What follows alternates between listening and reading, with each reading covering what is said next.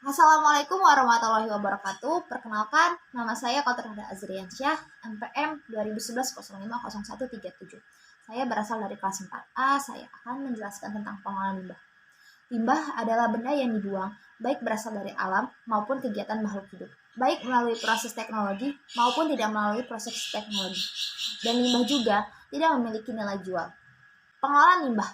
Pengolahan limbah adalah proses penghilangan kontaminan dari air limbah baik efluen ataupun domestik. Pengolahan limbah adalah upaya pemisahan zat pencemar, baik itu cairan ataupun padatan.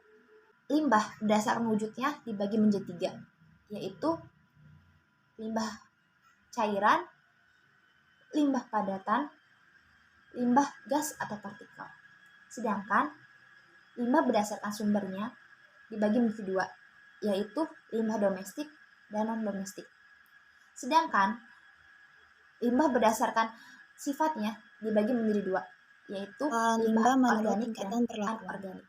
Perlakuan untuk kawasan permukiman yang memproduksi limbah bisa diatasi dengan pengembangan layanan sanitasi secara mandiri.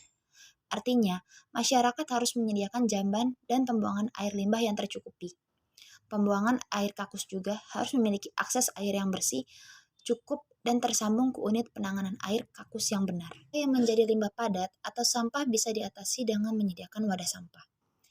Hal ini semacam bentuk pengumpulan sampah menggunakan truk atau gerobak sampah yang kemudian dibuang ke tempat pembuangan sampah sementara.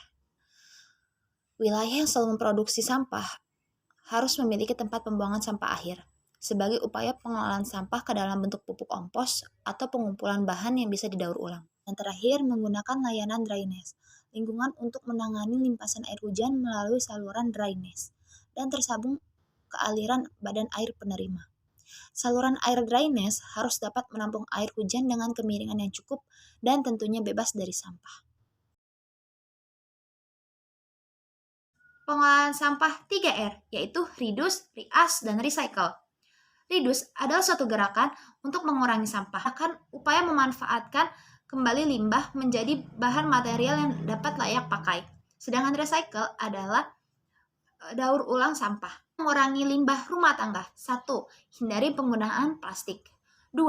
Kurangi konsumsi makanan kemasan. 3. Hindari penggunaan styrofoam. 4. Bawa alat makanan. Dan terakhir, yang kelima adalah kurangi limbah makanan. Yang terakhir, limbah juga bisa diolah menjadi pupuk, pakan ternak, didaur ulang, atau dijual kembali. Yang terakhir, dijadikan kerajinan tangan. Kesimpulannya ialah pengolahan limbah adalah proses pemisahan zat berupa cairan ataupun padatan. Limbah berdasarkan wujudnya dibagi menjadi 3, yaitu limbah cairan, limbah padatan, limbah gas atau partikel. Sedangkan limbah berdasarkan sumbernya dibagi menjadi 2, yaitu limbah domestik dan non-domestik. Sedangkan limbah berdasarkan sifatnya dibagi menjadi 2, yaitu limbah organik dan anorganik.